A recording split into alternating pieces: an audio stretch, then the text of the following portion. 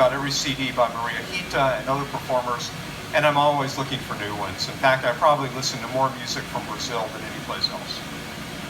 Now, in 2008, I visited Cuba, and I was on a Jewish humanitarian mission. And now Cuba, as you may know, is very famous for its music. And by the time I went there, I had more of an understanding of the artists and what Cuban music was like. And I had listened to things like the Buena Vista Social Club, performers like Celia Cruz, and I'd also become acquainted with my all-time favorite group, Los Ban Ban, whose name happens to be my name. Ban for me, Ban for them, so how could I not listen to Los Ban Ban, as I would say. So had a great time in Cuba, very photogenic place, and I came back with loads of CDs, including one 8-CD set of different performers, including Los Ban Ban, and this 5-CD set, which great packaging by the crooner Benny Moré, El Barbaro del Ritmo. So, when it comes to Latin music and travel after these trips, I found out that what goes around comes around. That is, hearing any kind of Latin music, especially Tex-Mex, sends me traveling back to memories of growing up in Mission on the Texas-Mexico border in the 60s and 70s.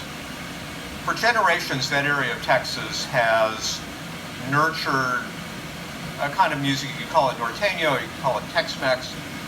If you think of performers like Freddie Fender, Flaco Jimenez, the Texas Tornadoes, and Selena, and you will get the picture.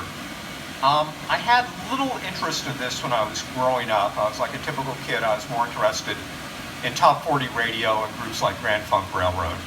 But that changed as I got older, and I've come to appreciate what was happening all around me. I just didn't know it, and that included great music from a label called Falcon Records in McAllen, Texas, which was started by actually the mayor of Mission, Arnaldo Ramirez, who I covered as a reporter.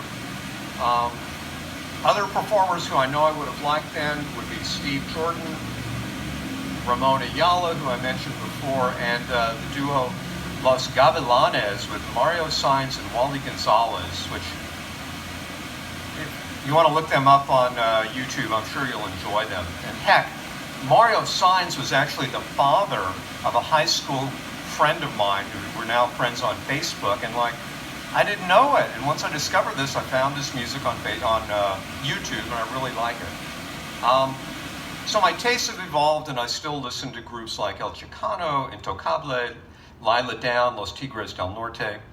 Whenever I head back to the Valley, like for a high school reunion, I find myself in a place that's both very familiar and very foreign to me. And when I'm there, I look up any kind of Tex-Mex CDs I can take back as an example of the local sounds. And when I hear a group like Los Tex-Maniacs, who I heard perform in Ballard Park in Ridgefield, I will buy their CDs as a way of supporting them.